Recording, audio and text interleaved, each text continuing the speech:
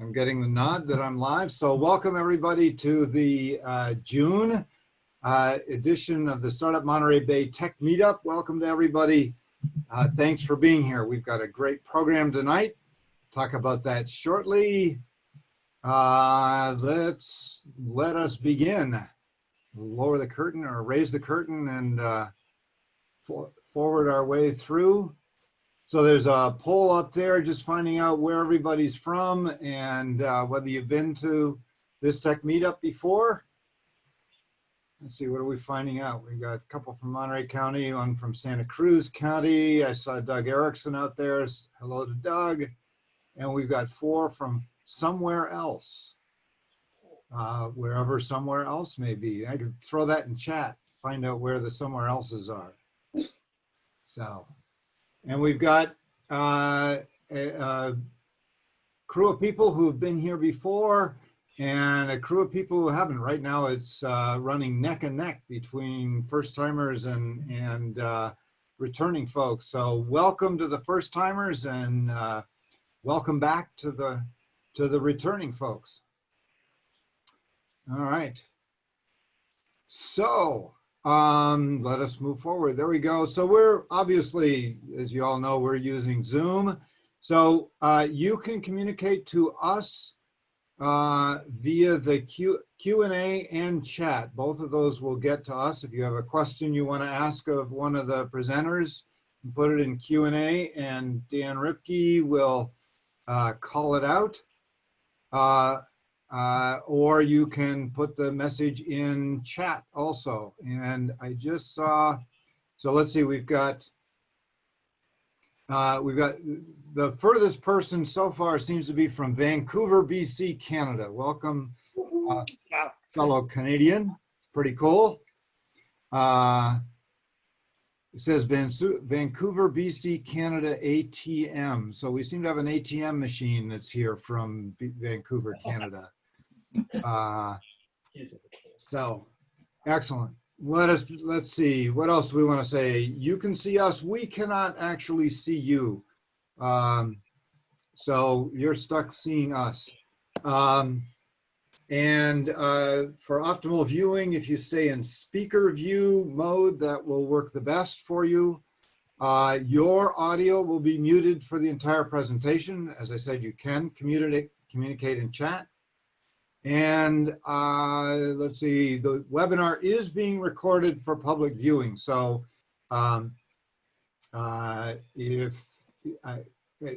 which is pretty irrelevant from your side, from the side of the participants, because what you're saying won't be recorded, but what we say will be recorded. So panelists and guests, remember they're listening and it'll go down for posterity. Okay, let us move forward. Always want to shout out to our sponsors, the IP Society, and I didn't see, are the folks from the IP Society here tonight? Do we have any of those folks? And our other headline sponsor, Angel to Exit, Fred Cohen, his group, helping companies get ready to pitch for the big bucks. Also supported by the Fort Ord Reuse Authority, which, by the way, this is the last month of the Fort Ord Reuse Authority. For those of you who have lived here for the last 30 years alongside the Fort Ord Reuse Authority, they are being sunsetted at the end of June. Blue Tech Valley Accelerator, if you're doing energy, ag, or water-related innovation, you should reach out to Blue Tech Valley. If you reach out to us, we can help to connect you with them. And of course, Startup Monterey Bay, that's us. We run the thing. So let us move forward. So welcome. We're here to network. It's a little bit tougher in this environment, but can still be done. Share and learn. We've got three great speakers and a quiz for you to learn from tonight. Find out what's happening in the area and build our entrepreneurial community. So moving forward. This is the team. Myself, Brad Barbeau, Mary Jo. Say hello, Mary Jo. No, you got to say hello, Mary Jo, so they can hear you. Hello. There we go. Dan Ripke. Say hi, Dan. Cool. Dr. Jenny Kwan, she wasn't able to be with us tonight. Selena Harris. Lynette Lathrop, she is here. Say hi, Lynette. Hi, everyone. Lynette's driving tonight. She's our designated driver, so no drinking, Lynette. Not till afterwards. Sure. Jenny is here. I'm sorry? Jenny is here. Oh, Jenny is here. Oh, she's one out, of the. she's out in the crowd. Hello, Jenny Kwan. And Kenneth Olson, I think was. Yep. How's it going, guys? On also. Oh, and Jenny, oh, there you are. Hi. Nice. Cool. And Nina Cornelius, you're there. I hadn't looked at this. Yes, I'm here. Hi, everyone. Good. How are you? Okay, let's Good. go forward. We wanted to briefly introduce you to our next set of interns for the following year. Last time we talked about the ones who were just graduating. These are the folks who are staying on. Aya, wave hi, Aya. Hi. Hello. Aya does graphic design for us. Nina, who just spoke a moment ago, Nina is going to be doing event management for us. Selena Harris, she works as assistant to both Lynette and myself, doing various wonderful projects. Kenneth Olson, who's our chief marketing guy, social media guy this year. And Marta Gubanova, who is instructional designer, working with me on designing our Launchpad learning system. Okay, welcome to all of you. Those interns learn a lot while they're here and provide really lots and lots of help for us. Our presenters tonight, we've got David Blume of Blume Distillation, who's going to update us on what he's up to out there. They're doing great things. Michael Handley, founder of New Wave Programs. Michael with New Wave Programs won the Startup Challenge Social Venture Division in 2019. So he's back to update us on him and his company. And then Ben Holber, at this point feels like a blast from the past, but Ben won the third ever Startup Challenge Venture Division way back in 2012.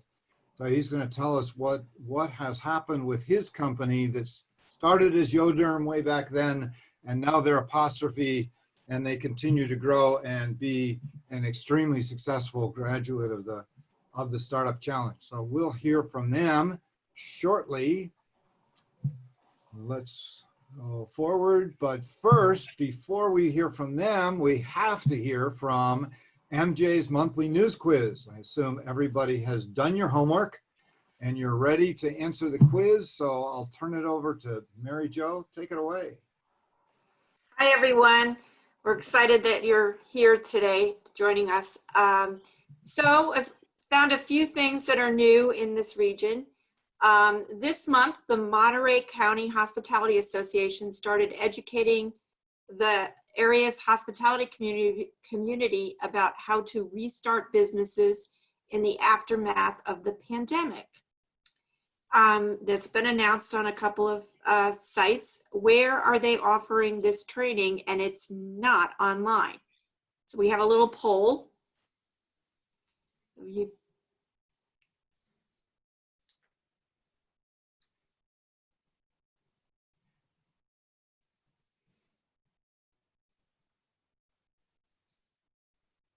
Okay, give you one more minute or 30 more seconds.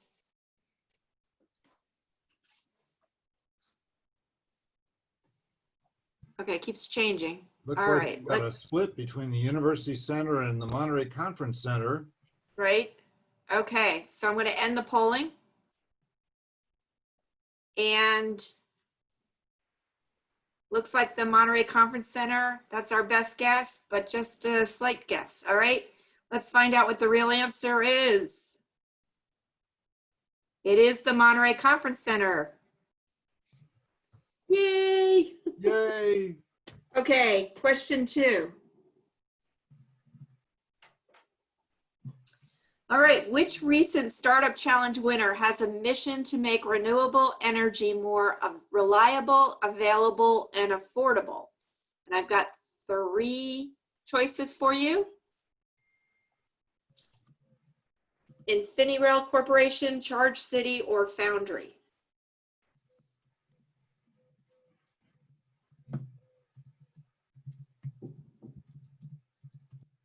Okay, we're guessing. Da, da, da, da.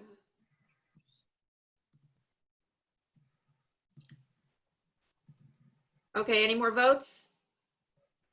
All right, let's end the polling. Okay, so InfiniRail Corporation is the choice. Let's see what the answer is. You're right. We guessed right. Okay, so they won the 2020 Startup Challenge Venture Division. They're doing some pretty exciting things. And we look forward to where they're going in the future. All right, next slide. I think one more question. Yep. Final question. The U.S. Navy just announced a new center that will be located in Monterey. What is the name of this new center? There's 3 choices here.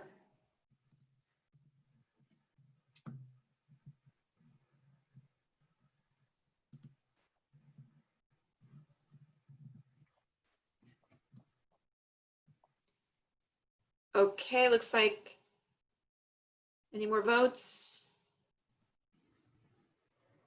All right, let's end the polling. Looks like C2 Tech Bridge is the choice. Let's see who the answer is. Da, da, da, da. We're right. So we got all 3.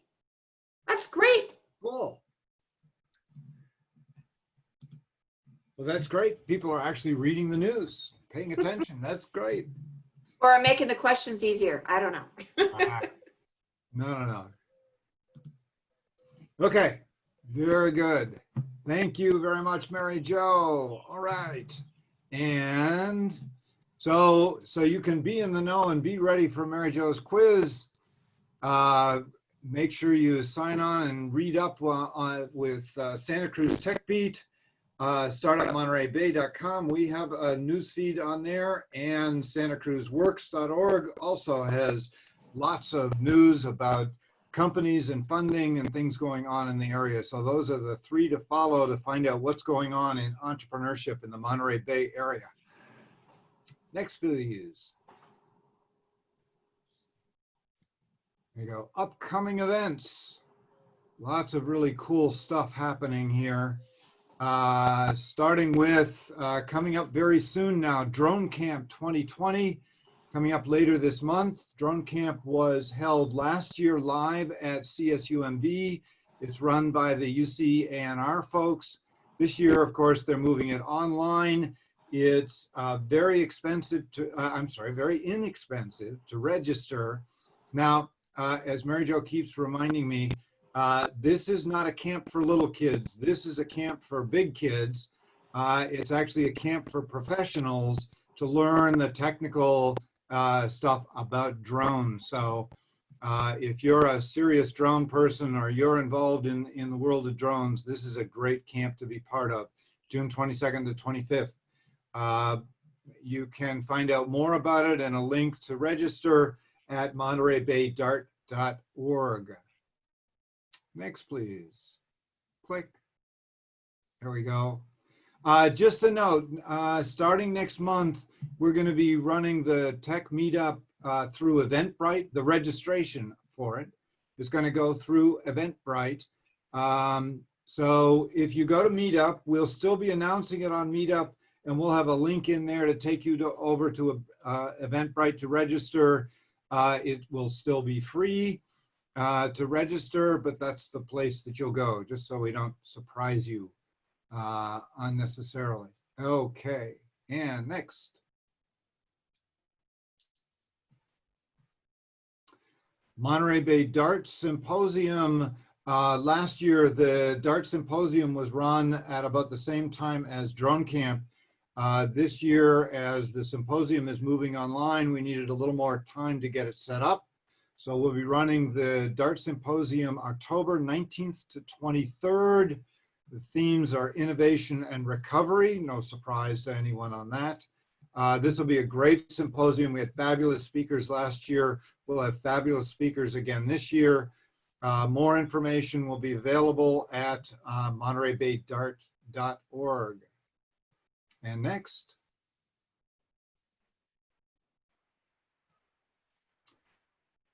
Thrive Demo Day. So the Thrive Accelerator is an ag tech accelerator. They've selected, I believe it is 15 companies to present at their demo day. This is an investment event, but it is open to the public. If you want to register, you can go to Thrive Demo Day. The address is at the bottom there, tinyurl.com/Thrive Demo Day. Registration is free. The event is September 24th. I would suggest registering early because it may fill up. There's only so much bandwidth. That's usually an issue with this. I don't think it will be an issue this year about capacity. Any more? What else do we have? I think we got a couple more. Startup Investment and Community Capital Expo will be moving online this year. We'll be running it the second half of September. Stay posted. There'll be more information at siccmonterey.com. We should have exact information about the program coming out starting, I hope, next week. And what else we got? Startup Launchpad. We have 2 programs running in the Launchpad right now. Launchpad Advise, if you have a question about your startup or about starting a startup, drop in, reach out to us at info@startupmontereybay.com and schedule an appointment, and we can talk about that in one session or multiple. And we also have an ongoing mentoring program. Again, reach out to us at info@startupmontereybay.com or at our website for more information on the mentoring program. And I think that's the last, but let me add in one more piece of, whoa, no, I forgot, almost forgot, getvirtual.org. I don't want to forget that. So this is a very cool project that started up in Santa Cruz. Toby Corey and others got this, it was their brainchild. They got this put together. They've created a set of resources to help local businesses get virtual, to build websites. It's amazing how many businesses still do not have websites, can't accept payments online, don't have delivery services, and this project is to help those companies get set up. We're in the process of bringing this down here. I have an entrepreneurship course I'm running this summer that's going to be working with companies on this, and we're making other plans to make this available to Monterey and this area, businesses. And this project is also in the process of going national, talking to as far away as the University of Michigan. So this is becoming quite the project for helping these companies move solidly into the 21st century. So more information at getvirtual.org. And do we have any more? Oh, COVID-19 resources. If you're looking for resources either to survive or to recover, the COVID-19 page on the startupmontereybay.com site has a listing of resources for you.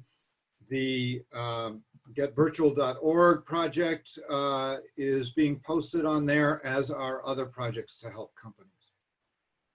What else we got?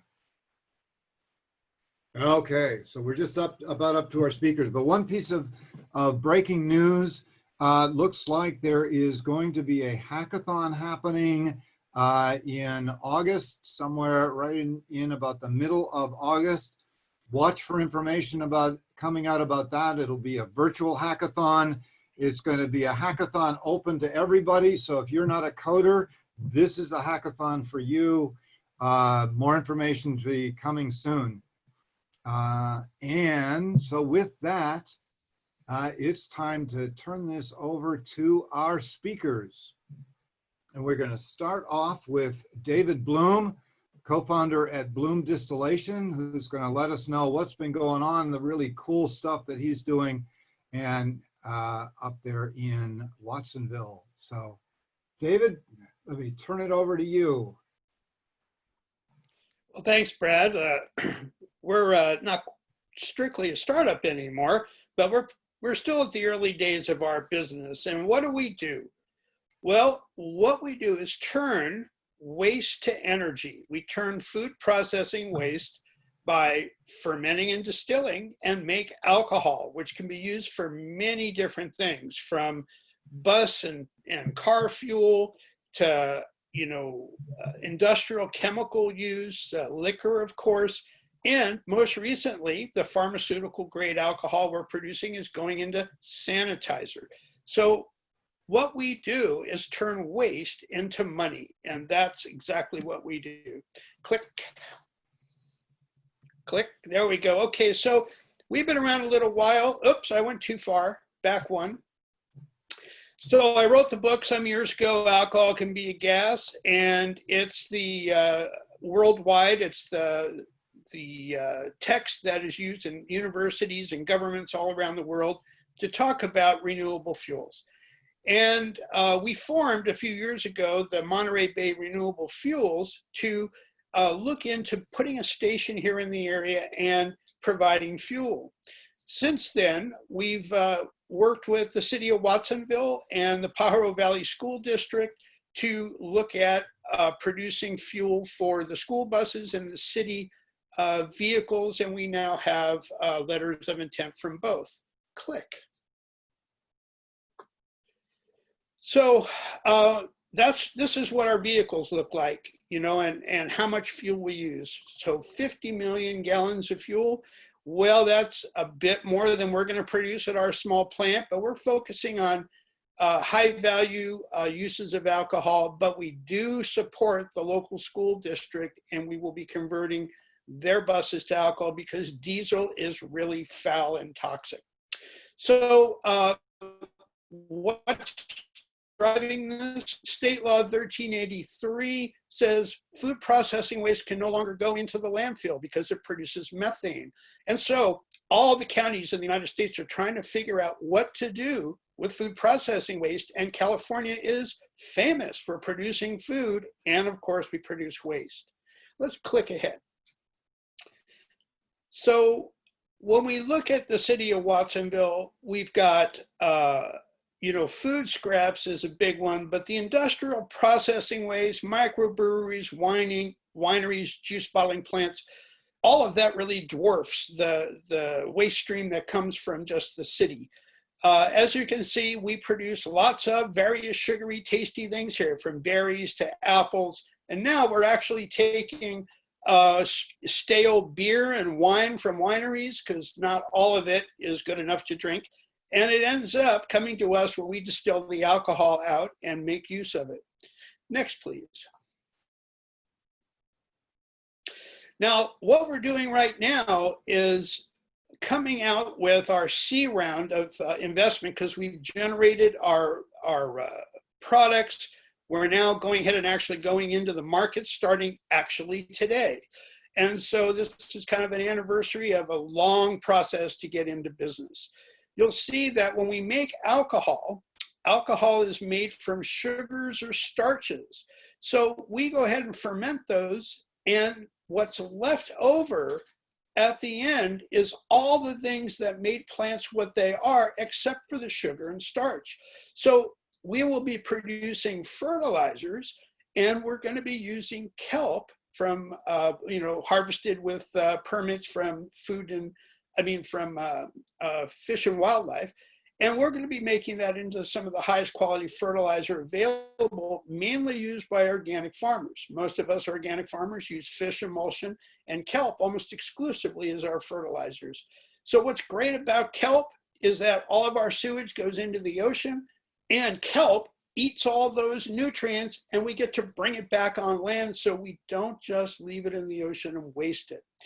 But we also are going to be producing beverages. So here at the plant, we'll be making rum and vodka and probably gin for sale locally because, you know, tourism is important and local drinking is rampant. So we better make sure we're supplied locally. The big thing right now for us because of COVID is our skin sanitizer and surface cleaner for hospitals and other things.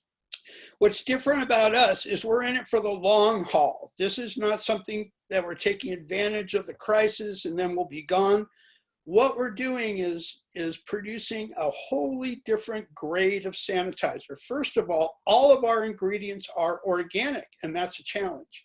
And so that makes us virtually alone in the market. And it's important because a lot of the things that are going into sanitizer right now are actually quite toxic, and we don't want to contribute to that. We want to make sure that these are healthy products. Next slide, please. So let's talk about, you know, the numbers. In other words, this is a business discussion here. So let's do a little math. Our current sanitizer production is pretty wimpy. It's 11 gallons per hour from our distillery. And just for putting everything in the realm of ounces, because that's the currency in sanitizer. So 11 gallons times the 128 ounces per gallon is 1,408 ounces per hour. Next. So if you run it all day, which we do, that's 33,792 ounces a day. The number's getting big and a little confusing, but they get clear in a moment. Next. So in a month, that adds up to a few ounces of sanitizer. And remember, this is being made from pharmaceutical alcohol, which we've been trying to convince people for quite a while that it's really important to make that. And now we see why. So here's 1 million ounces a month of sanitizer. And we've been sending it to reservations, poor neighborhoods, all kinds of places while we get our plant up and running, and we'll keep doing it after it is running. Next. Now, historically, sanitizers run about $1 per ounce. So if you look at the gross revenue over a year at $1 per ounce, and that's, you know, nasty chemical laden sanitizer, it would be $12 million plus a year. But ours is organic. So think about double that figure, because people who don't want to put the toxic stuff on their hand will love our eucalyptus, lemon, lemongrass, and other kinds of absolutely organic sanitizer, including organic glycerin, which is a good moisturizer. Next. That actually is just about here. So we've gotten pretty far with the company so far. We're now in the queue with Santa Cruz County Bank for building a new plant. This is a research plant we've been using so far at the 11 gallon per hour.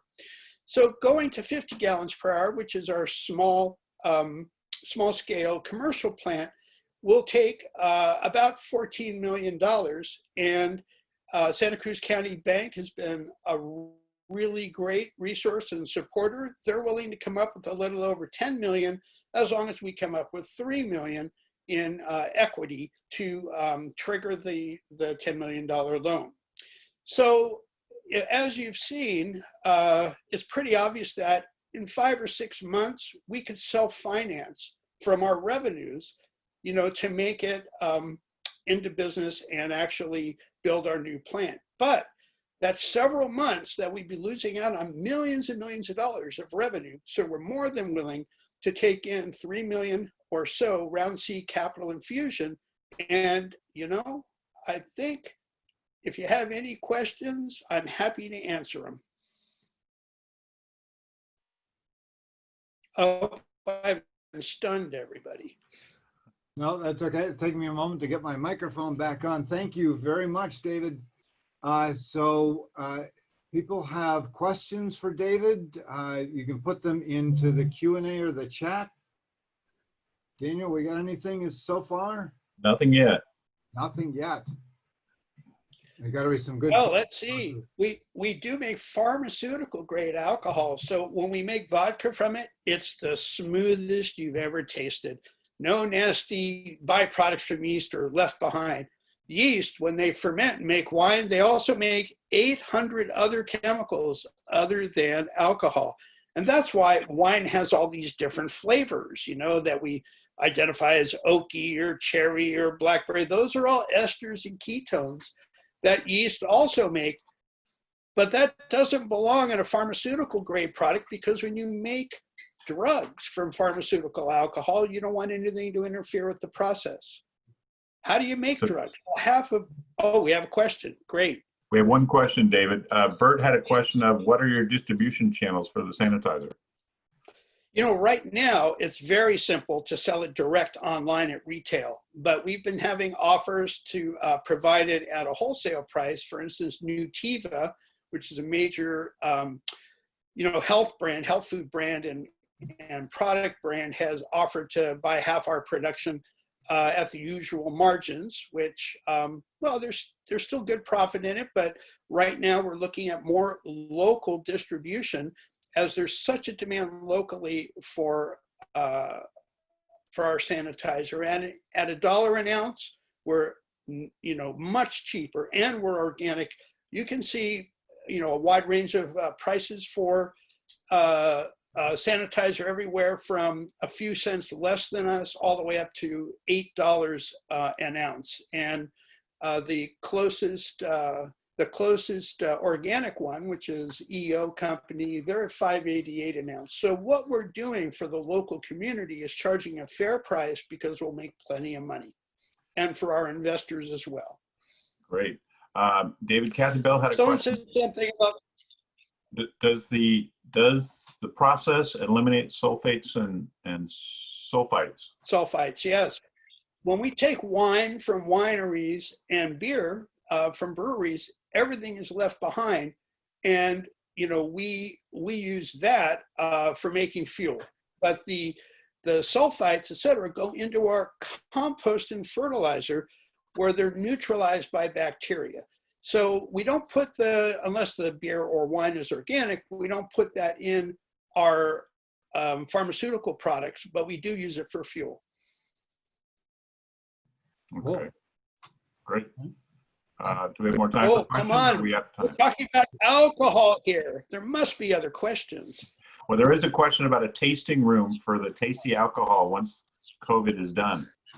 Yes, we're doing drawings for that tomorrow with our architect, Marilyn Crenshaw. We'll be submitting that to the Santa Cruz County Planning Commission later this month. So yes, we intend to be a festive place. Right. David, one question, and it's from me. Finding the ag waste to actually process, do you have a hard time finding ag waste, or is it readily available statewide? Well, there's an awful lot. I mean, basically the cost of getting rid of organic waste now, because you can't take it to the landfill, is really tough on businesses. So we have, like Heritage Brewery from over in San Jose, bringing over truckloads of stale beer that they collect from several breweries to us, because the disposal costs are killing them.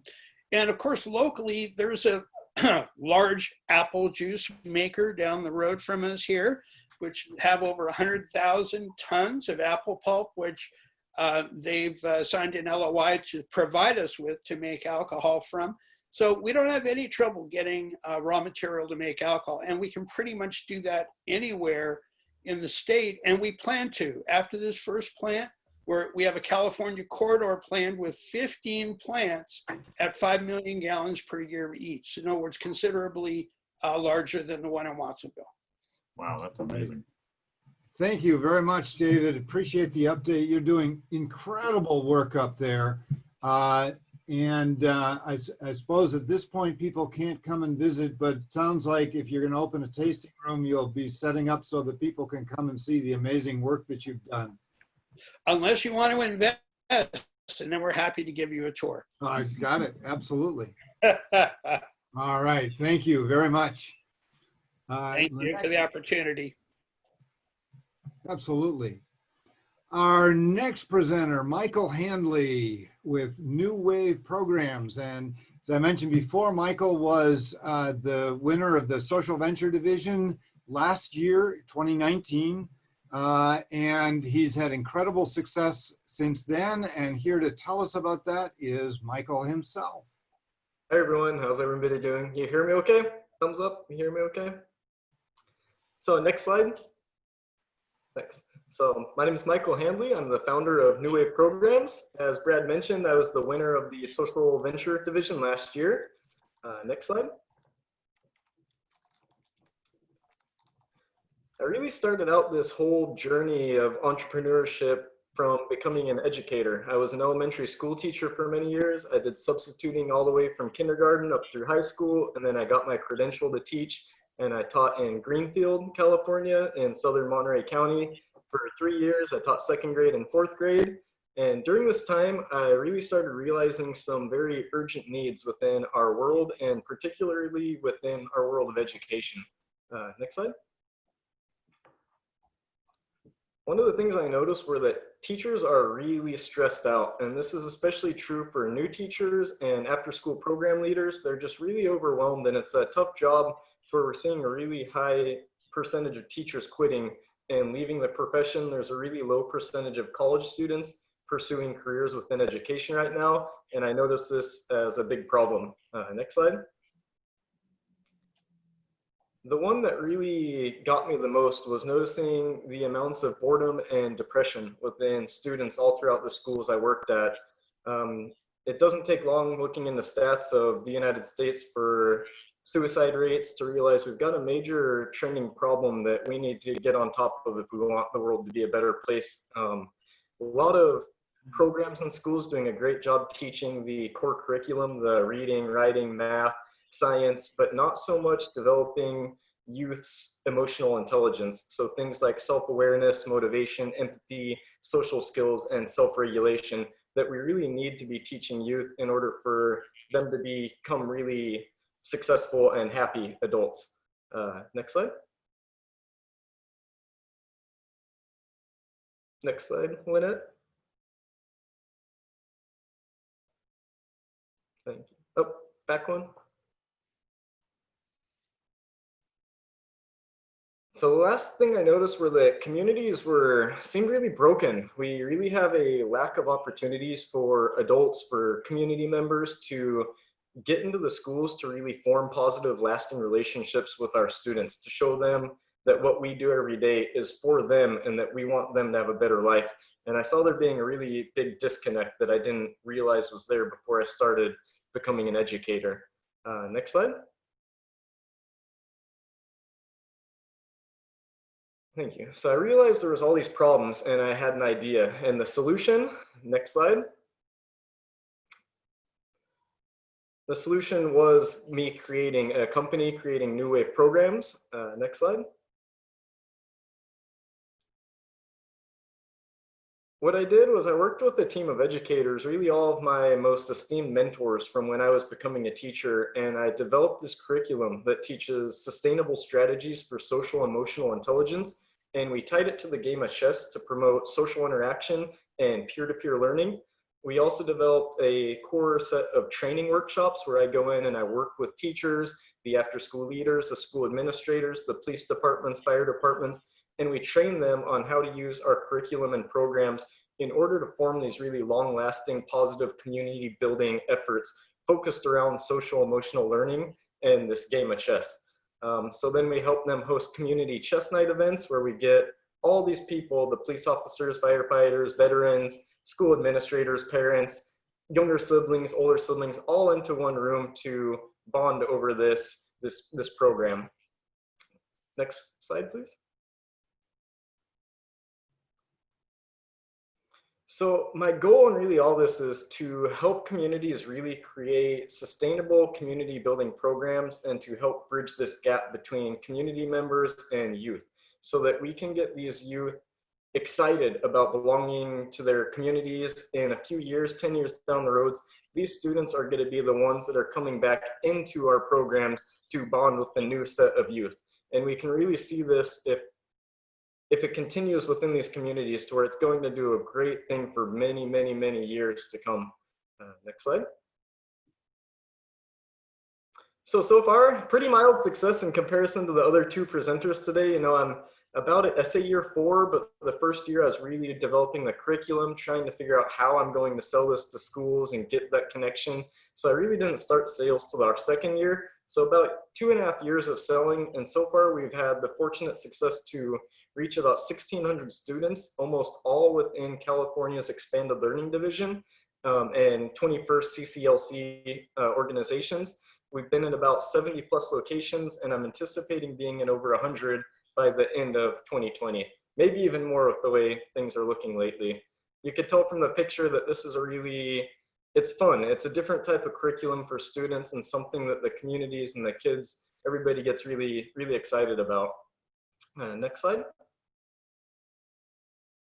So word is spreading, you know, in some of these communities like Soledad and Greenfield, this is our 3rd year doing it. So hundreds of students that have gone through our curriculum, gone through these event nights, police that we've gotten in their families, and it's starting to take notice in these small towns to where we got front page of the newspaper, really nice article, which helped us get into several other of the neighboring districts. Next slide.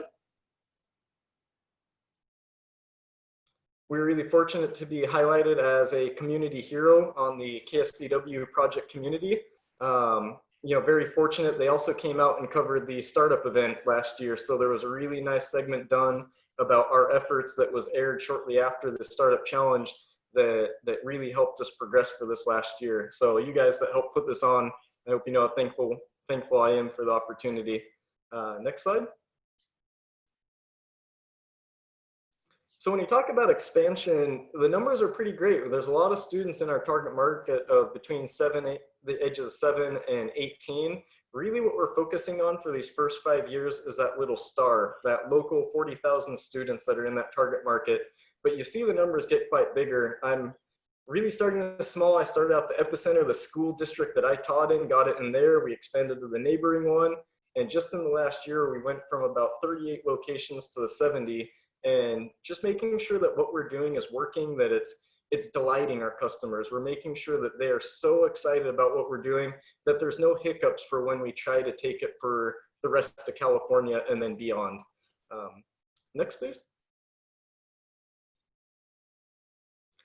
So anybody in business, if you take a snapshot of this, if they share it, this is really what I look at almost every day when I'm thinking about what could I be doing better? You know, how can I progress what I already have, but improve it, make it better, make what we have available to be found by more people. I won't get into reading all this, but it's really our channel mix of how we're going about finding customers and how we're retaining those customers. Next slide. So in order to reach all of those, we're really working on this last year. The $10,000 we won has really helped us with creating additional curriculum. One of the feedback from all the districts we worked with were that many students were the same students the next year and the next year, and they couldn't be redoing the same program over and over and over. So we really had this opportunity with the funds that we won to develop another curriculum that's an extension off of that first one for all those students that enjoyed it, that they could then do a whole new program the next year. We opened up a website where we've got online now where you can purchase it if you're just a parent or somebody looking to buy a gift for somebody in that age range that you thought this would be good for. So now we can reach that and not only work for school districts and after school clubs. We also added that whole new layer of leadership training workshops. I didn't realize how valuable that was going to be to all of the clients that we have. Almost every single one that purchases our curriculum also adds on the leadership training workshops where I get to go in personally and work with all the leaders or the teachers or the community members to train them how to implement our programs really effectively to build this sustainable effort that's going to last for many years. We're also looking into some really exciting partnerships with really big organizations such as chess.com and efforts to help our virtual aspect. We're really a social business, but with COVID-19 happening and a lot of people not doing the social, we're trying to be flexible and expand and also be able to partner with people that we can help them with the social emotional skills, and they could help us with the virtual chess platform. And it also promotes to where when things do go back into regular school and people are getting back together, that the students and the communities have this tool that they can hold these really social events. Next slide, please. Thank you. So that's pretty much it. If you know anybody that works within education, with youth groups, schools, if you even just know somebody in your family that would benefit from a program like ours, it's a lot of fun. Everybody that does it really enjoys it. Please point anybody you know to newwaveprograms.com. There's probably more information on there than you care to know about my company. If you find a question that's not answered on there, I'm available all the time under the contact. That's it. And that's it. That's a thank you. You know, I'm really happy to be here today. So fortunate for everything that you guys have done with Startup Monterey Bay and the exposure it's helped us with reaching more. We went from about Greenfield, Soledad, and a couple other small schools in Monterey County to after the Startup Challenge, we broke through to, we got our programs in Monterey, Seaside, Salinas, Greenfield, Soledad. So pretty much about 80% of Monterey County schools are going to be doing this curriculum. And in the next year or two, you're going to see this all over our area of communities getting together through this social emotional learning. So really, you know, really exciting times. And I don't think that would have happened without the stage that you guys allowed me to get on and winning that big check. I've always wanted to hold one. So you guys, thank you. Great. Thanks, Michael. Kathy Bill had a question about whether you've thought about expanding the curriculum to include other games other than chess. Yes, actually, we've been doing one of the largest data collection of all of our students. So about 800 students so far have filled out surveys of what choices I gave them for expansion and what options they thought would be more fun for different curriculum. So I was really interested. I wanted to make the second program, but I wanted to make sure it was something that my market, the students wanted, right? Because that's ultimately who gets to convince the leaders that this is what program they should buy. And we got a big uproar for, actually right behind me, for a philosophy through Rubik's Cube or philosophy through 3x3. So we're working on advancing that as well as creating extension curriculums for the social emotional learning through chess. So great question. We also had one that kept popping up, which is a paper airplane course and all types of stuff about flight and engineering and building paper airplanes and events. So we've been having a lot of discussion about which way we should go, but most of us think that we should stick with what's working, which is the chess. And there's so many levels to expand on chess knowledge to where our very basic course is a pretty rudimentary how to play chess, just in order to hook people to understand how to play the game and the rules and to like it. But we can really go multiple levels into more advanced chess concepts, and the social emotional skills are endless, you know. So great question. Thank you. Along those lines, that last little bit, Brad Barbeau had a question of, he said the two most famous chess players he know are Bobby Fischer and the Wookiee, neither of whom had great interpersonal skills. How does your curriculum work in terms of the interpersonal?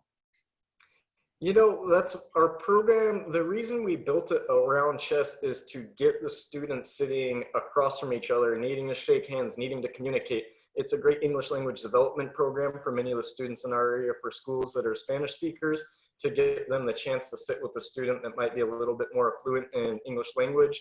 And it also gives students a really low effective filter for sitting across from somebody like you or I, where we go into the schools, you know, maybe in a suit or a police officer in their uniform, to where it allows them this really low stressful scenario to sit there and share something together and strike up a conversation and bond. So that's really the reason so much of our school is digital, to where kids are headphones at a computer, no social interaction, even though they're in the same room. So we really wanted this to be something that we could help hone those social skills, and all the lessons, 25 lessons, all about those type of skills that students read, complete activities, watch videos, interact with their friends and family. So Great. I have something to add. Sure. David. So when I was a teenager, I joined something called the Mechanics Institute in San Francisco.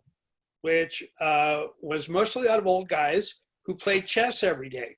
All right. And I came in as like the only teenager, Yeah. you know, and I learned so much. So I totally resonate with the effectiveness in chess on Thank you. teaching people pattern recognition, Sure. and of course, reading people, you know, watching the other player and trying to figure out what their emotions are about where they are in the game. Yep. And what are those skills? Those are business skills, right? Sure. You know, being able to recognize patterns and sizing up your colleagues or partners or customers. You know, all of that is part of the game, and you know, I heartily endorse what you're doing. Thank you so much, Dave. Means a lot. Means a lot coming from you. I appreciate it. Thank you. Great.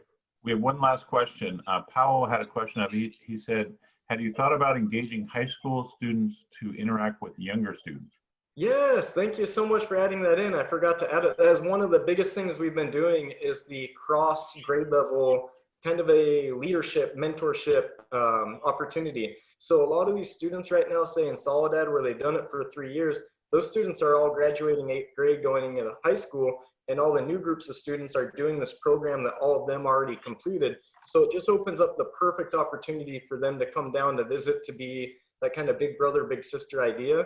And we've been working with the First Five, is a new organization that's looking to work with the Marina and Monterey County after school programs where we can get this going, and super exciting stuff. But yes, we've been doing that. Yeah. Great. Well, thank you so much. Excellent. Thanks, Michael. Thank you so much for everybody's time. Appreciate it. You talked about it that our programs have been helpful to you. You have been great to work with through the years. So we continue to wish you all the success. Brad, I appreciate it. Thank you so much. Cool. So our third presenter tonight is a guy I've known now for quite a while. As many of you know, Startup Challenge has been going for 11 years. And the third year of Startup Challenge was won by a pair of guys who had just graduated from college. They'd gone to separate schools, but they'd grown up together on the peninsula. And they came back here and they were wondering what to do. And they saw something about the Startup Challenge and they kind of said, let's start a company. So they pulled their thoughts and came up with an idea, worked really hard on it, and won the Startup Challenge that year. That was 2012. And have been working on the idea ever since, launched about a year later, if I remember correctly. And at the time, they were one of the very early pioneers in the area of telemedicine. They continue to be a pioneer in telemedicine and have been very successful. So here to tell us about what is now Apostrophe, what started out as Yoderm, is Ben Holber. Thanks for being here, Ben. It's all yours. Awesome, Brad. Thank you so much for the opportunity to come speak with everyone, and thanks for the intro. As Brad says, my name is Ben Holber. My pronouns are he and him, and I did grow up here in on the Monterey Peninsula. I went to Stevenson, which was great. After Stevenson, went to school out on the East Coast. Came back, and yeah, I met up with a friend of mine, Ryan, who went to school with me, and I'll get into that in 1 second. A little bit into the genesis of what was Yoderm and what is now Apostrophe. Before we get into that, what is Apostrophe? Apostrophe is really the best way to get healthy skin, the best way to get healthy skin. So we combine online dermatology visits with custom medications that are delivered directly to your door. What does that mean? So you come to Apostrophe, you start a visit by taking some photos of your skin and answering questions and submitting that. Then one of the dermatologists in our network will examine you and create you a custom treatment plan. That custom treatment plan includes prescription medications that can be topical, that can be oral, as well as over-the-counter recommendations. We actually have our own pharmacy now, 8 years later, and the prescriptions after purchase are sent to our pharmacy, where the prescriptions are created and then we're sent directly to your home. We're now available in 38 states. We provided over 500,000 treatments to patients across the nation. like I said, we have our own pharmacy. We have a handful of other pharmacy partners. We employ over 30 people now, and we're growing pretty rapidly, pretty recently. So how do we get here? So go ahead and go to the next slide. So YoDerm stood for Your Online Dermatologist. And YoDerm was essentially a marketplace between patients and dermatologists. So where that online visit could occur. So just like with Apostrophe now, patients could submit photos, answer questions, and a treatment plan would be created for them. However, those medications, instead of going to a mail order pharmacy, would be sent to your local pharmacy, like a CVS, like a Rite Aid, like a Walgreens, and then you'd go and you'd pick it up from there. And then when you finish or you need another medication, you could come to YoDerm. It turns out that it wasn't either a good service or a good business.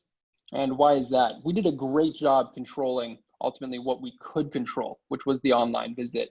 But over half our patients weren't able to obtain the medications that were being prescribed to them. It was still there were still challenges in getting to the pharmacy itself. There was insurance issues, right? Like, it would be too expensive. This would be covered, this wouldn't be covered. Or just be too, or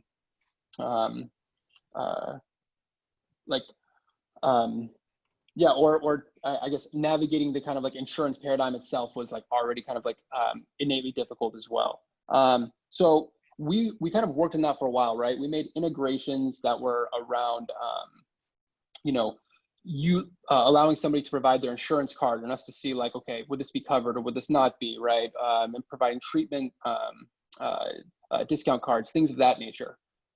This worked okay, but we still had like a retention of somewhere between 40 to 50%. I mean, that's just not good enough, right?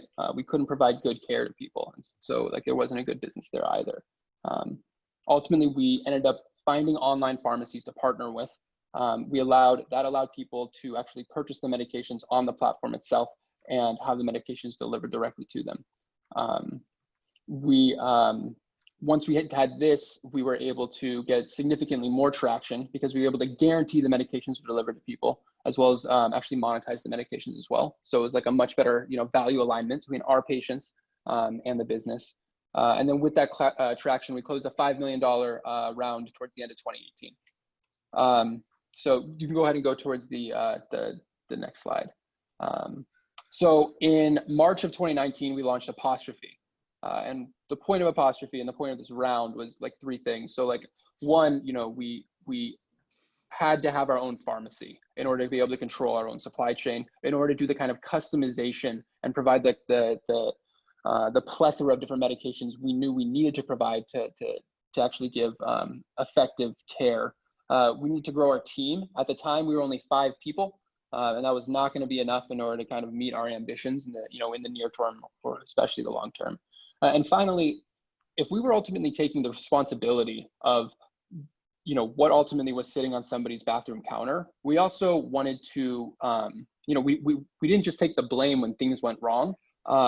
We also wanted to get the reward, right, of ultimately that brand equity and that connection that we were going to have with people. And so we wanted to create like a very strong brand that would be able to like personify that entire relationship, not just the visit, right, but the ongoing medication that comes to you, the relationship you have with the dermatologist, the ongoing messages, our care coordination, et cetera, et cetera.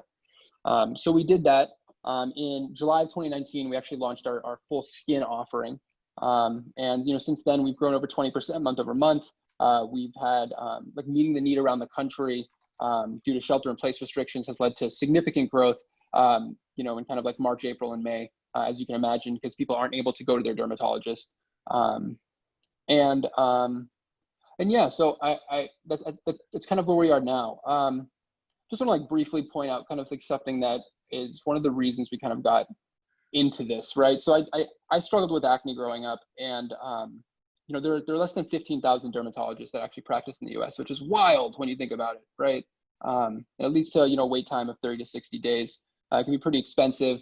Part of an HMO, you got to get a referral, all that stuff. I don't know if you guys have seen or have tried to see a dermatologist yourself, but it's tough. Now, say you're dealing with some skin concerns, right? This could be breaking out. this could be redness, this could be drying, this could be, things like eczema, this could be wrinkles, could be whatever, right? The paradigm of options you have in this country is actually wild. On one end, you have a dermatologist, right? Who is somebody who has, a decade of schooling, who's an absolute expert in skin biology, as well as all of the, potential solutions and meds that are available for you, right? They're literally like the absolute epitome of an expert specifically for what you are dealing with. So that's an option. And the other option to deal with the same kind of concerns, are frankly like going to Sephora, right? If you're dealing with, your own kind of skin issues, if you can't see the dermatologist, right, like that paradigm is incredibly unbalanced as to like what is the best thing for you to do. What Apostrophe does, right, is, and what we try to do is we try to give everybody the former option of efficacy and expertise and reliability, but really with the latter option of kind of cost and convenience. And so people don't have to, make those compromising, those compromises, and they can really get exactly what they need, especially for them. Lastly, I just want to note that, yeah, it's been 8 years, and ever since then, we've had a ton of ups and downs. We've been on the brink of going out of business multiple times. We've had to, let go of people. We've had to not take like our own salary in order to make sure the rest of our team hit payroll. It's been, we're doing okay right now, but it's been quite a journey, and the journey has absolutely taken a village. And Startup Monterey Bay is definitely part of that village. We've been incredibly grateful for them and their kind of like ongoing support. Brad's been with us since the get-go. He's an OG. He's a day one, and yeah. So just want to open up to any questions anybody has there. And once again, thanks for having me. Great. Cool. Thanks a lot, Ben. So Ben, you've been at this now for going on 9 years. So say a little bit about what the ride has been like. Starting a company as a new guy. This was the first company you guys had ever started. I don't know even how much you had worked beforehand. What's that been like? Yeah, I mean, we had definitely worked a lot beforehand, but never in like trying to do, internet, startup. I think if you look at kind of the history of the company, there was actually like 3 companies within the company, right? We tried like 4 different business models, right? And some of which did better than others, but, yes and no. Like we also, bootstrapped essentially for a while. We ended up taking in some like family and friends money, and then, had to decided to go and take angel money, get some traction, really, be on the brink, finally do something right, get more traction, which, ultimately led to the same kind of connections and all of the same, like learnings, positioning us to be able to then like raise a round. And then that round, led to a whole bunch of other expectations, right? So yeah, I mean, I think that like, as I mentioned before, been on the precipice of failure multiple times, right? We had not a dollar, not a cent left, and we were about to ultimately take like some money from some very aggressive kind of like vulture capitalists. And instead of doing that, we applied at the very last second for another incubator, which we got into off the skin of our teeth, and like we were like that like allowed us to have like a few more months, provide like a little bit more traction, and allow us to kind of then bridge that success onto like a couple more. But yeah, it's been a ride. Yeah. Hey, Ben, we have a couple questions. Are any of your services or certain conditions billable through insurance? Yeah, good question. So no, the answer is no. And we try to stay out of insurance for a number of reasons. So one of the things that's interesting, and this ties back into what I was saying, right? You have all of these, millions of Americans who are opting to treat their skin and their skin conditions by going to Sephora, by purchasing Proactive, right? By going to Amazon and doing this. And in healthcare, that's not really the case typically, right? Most of the time, like nobody wants to pay out of pocket for their Lipitor, right? Like nobody wants to do that. nobody's going to pay out of pocket for, like a heart procedure. I mean, not to mention it's too expensive, right? But the thing about that around skin, around dermatology is so interesting is that you have all this discretionary income that's going to all of these subpar solutions, right? Compared to the things that honestly, like healthcare can really provide you, both with the expertise and the customization.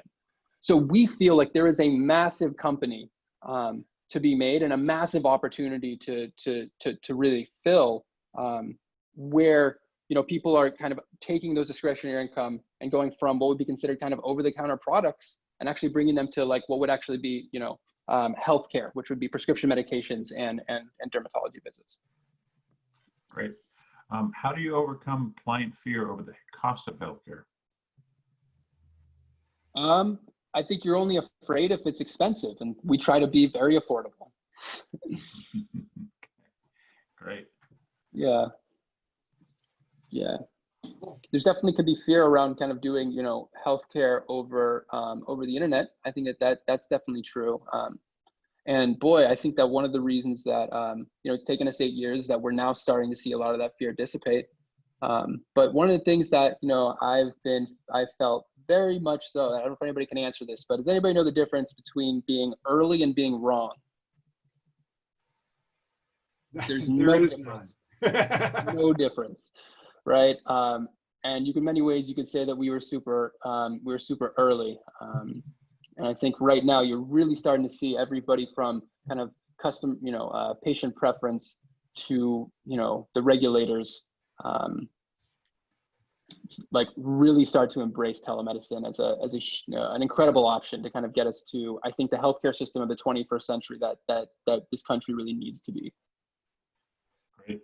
So we have a question. So thinking about the distancing of the internet, how would you build trust with Apostrophe? Yeah, it's a good question. So I think that most of kind of the trust you have with the internet companies, right, are through two main ways. One is with really with social proof, right? There are so many options out there, and if you do a great job for somebody's friend, and then you hear from somebody else that this was great, that is the single greatest impact you can have ultimately on that trust. That's number one. And the second is that, consumer brands of today are really treated as people, right? You're expected to have, your mission and, your values be represented in your ongoing business. And so if you're able to connect, that what you're doing both has like a higher purpose, you're able to ensure that your values are reflected between also, the causes that you have. Then I think that also really establishes a connection with, with your consumer, in our case, like with our patient. So I think that for us, it's doing an absolutely fantastic job for our patients so that they don't have any choice but to tell everybody around them. And the second is to ensure that our values are represented in throughout our business, throughout our causes, and how we handle also social social instances, right? Things that are happening that are happening today. Great. I have a networking question. Do you use pharmaceutical alcohol in any of your products? It's a good question. So we, so in some of our gels, we've started to use alcohol. In skincare, a lot of times some of the alcohol can be a little drying for a lot of our patients. But if you have more oily skin, it can be fantastic. You probably, I'm not telling you anything you probably don't know. We did recently also launch our own campaign for hand sanitizer by utilizing the excess capacity in our compounding pharmacy. And that was really solid, and we were able to get in the hands of a lot of people. So look, I mean, I'm absolutely, interested in following up as we kind of go into both hand sanitizer and as we start diversifying into more gels, which is actually something we're doing towards the end of the year. Great. We'll talk. Sounds good. One last one here. Dan? Let's see. Hold on. I've got two different sets of questions now going. They've all come up in the last minute. So, so with social responsibility being on people's minds, how do you vet pharmacies providing medicine? Well, one of the things that's nice about being vertically integrated on our end is that we, we partner with ourselves, right? We have our pharmacy, and so we can ensure that we have, the right practices in place, and the right initiatives in place, and ultimately, like, the causes are, I think, ideally self-fulfilling. Like, one of the things that I like to, think about is that, the biggest impact that we can have is by making the company be an example of what a company in the 21st century, should be. And so that does mean reinvesting a lot, in our growth, and then being a better example for others. We have a lot of specialization, kind of like to get to that scale, and then ultimately by treating, our treating not just our patients but our team members with, with respect, with grace, ensuring we have like a diverse group of team members that ultimately continually also have access to training, both on social issues as well as for their own personal development. I mean, these are all things that, I think we take seriously. And don't get me wrong, we have a long way to go. We're a young company, despite being 8 years old. And so we'll keep on investing in there. Great. Brad, are we out of time or? No, I think we've got time for a couple more questions, because there's a couple of really good questions there. Which one? Pull one out, Brad. Well, there are two that relate to the process of recruiting and onboarding the docs themselves, and that was a huge effort at the beginning. So that'd be an interesting one to talk about. So how do we bring on derms, right? Like, what are the providers like? Yeah. So funny enough, like, yes, I think there was a credibility kind of question for dermatologists, by being like, what, am I going to go on this platform? And at the time, this is brand new, right? Like, am I going to do this? But after we got a few derms on here, and we were, able to provide that there was, that we were a going concern, first off, and then second off, that like we had, kind of all of our ducks in a row. We now actually have a waiting list of dermatologists. We have more, more interest from the dermatology community than we do have, spots within the practice that ultimately practices at Apostrophe. Why is that? I mean, frankly, like, teledermatology fits incredibly well with the lifestyle of many dermatologists. They're able to help people at an entirely different scale, right? Utilize their expertise and their medical license to do so. They're able to, earn income that can be either primary or supplementary, depending on how much they want to invest their time into it. And they can do that in their pajamas on their iPad, at 4 in.the morning or at 9 p.m. Right. And so we haven't seen much kind of churn from the dermatologist side. And I think we've really like established a really solid relationship with the derms. And let me tell you, like, the dermatologists are incredible, right? I mean, to become a dermatologist today, you have to be, top of your class in med school, finish an incredibly difficult residency. They're all A players. And so we make sure to respect them and continually invest in that relationship. But yeah, I mean, it's a good question. It's kind of a surprising response, and something that we didn't, I think, have those assumptions initially going in. Yeah, very cool. Very cool, Ben. Congratulations on all your success to date, and we look for even more in the future. Thank you so much. As you dominate. I remember one of your visions at the beginning was to become the Amazon of online, at least online dermatology. I can't remember if it was all telemedicine. Is that still in the cards? Man, I'll tell you what. I definitely don't want to be the Amazon of anything nowadays. So I don't think that's the case. But I do think, at the time, I think that like a kind of a credit to how long this has taken. Yeah, I mean, the vision has continually, evolved, right? As we have continually gotten more information, and the idea of once being kind of like a one-stop shop for all these medications and telemedicine, a time when it didn't, like, direct consumer telemedicine didn't exist. I mean, that's totally out the window now. I mean, for us, we decided to double down on ultimately what was like the thing that we really loved and the thing that we were especially good at, which is going to be dermatology and bringing kind of prescription skincare to the masses in a customized and scalable way. Cool. And I get your passion about that.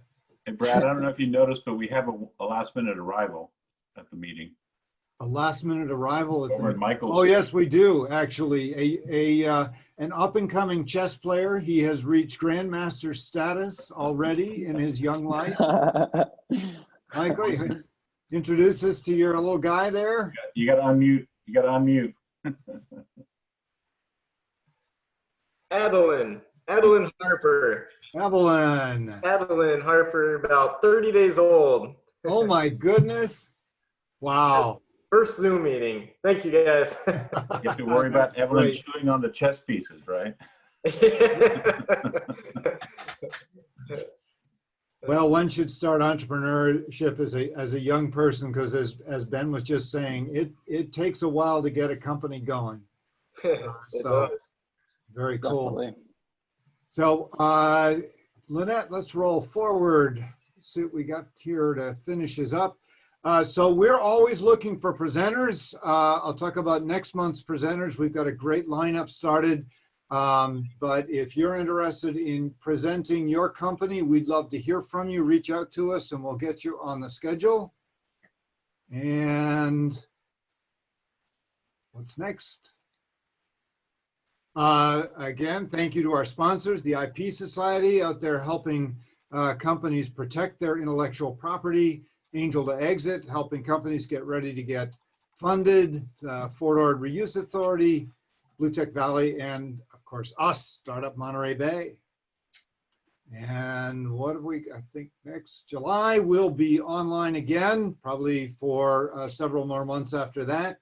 We have Memoria Inc., which is an interesting new company that is working on improving on the Zoom platform. So come and hear what they're cooking up.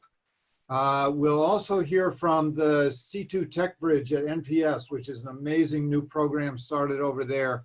NPS is doing some great stuff, and the C2 Tech Bridge is amazing.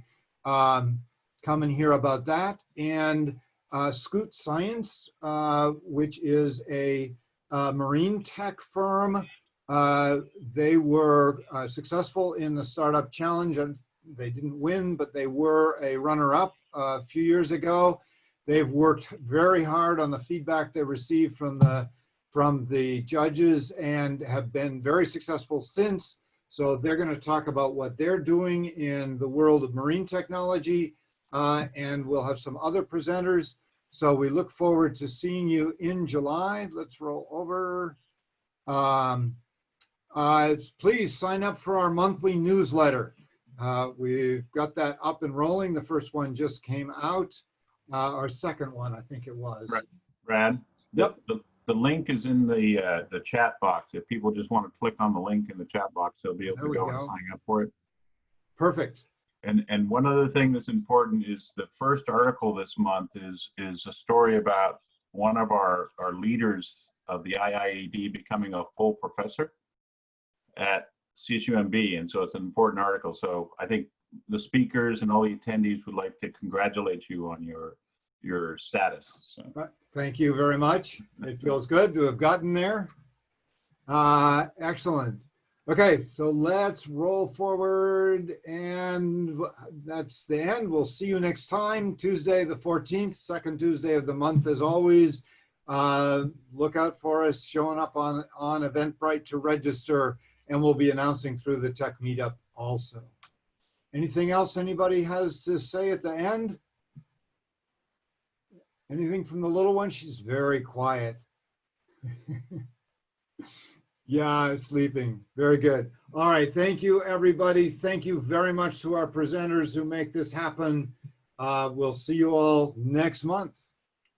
Thank you, everybody. Thanks, y'all. Thank you, Ben, Michael, David. Good seeing you, you three.